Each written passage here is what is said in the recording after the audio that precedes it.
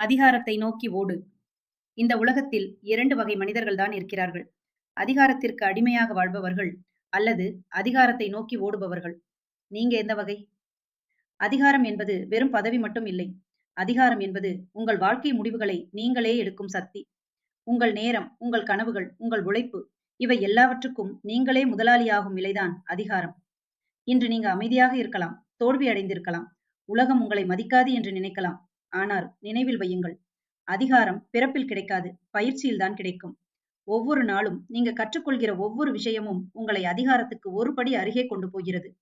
ஒவ்வொரு மறுப்பும் உங்களை இன்னும் வலிமையானவராக்குகிறது. மற்றவர்களின் அனுமதிக்காக காத்திருக்காதீர்கள். சூழ்நிலையை குறை சொல்லாதீர்கள். பயத்தை நண்பனாக மாற்றுங்கள். அதிகாரத்தை நோக்கி ஓடுபவர் ஒருபோதும் பிச்சை எடுக்க மாட்டார். அவர் வாய்ப்புகளை உருவாக்குவார். அவர் தன் வாழ்க்கையை வழிநடத்துவார்.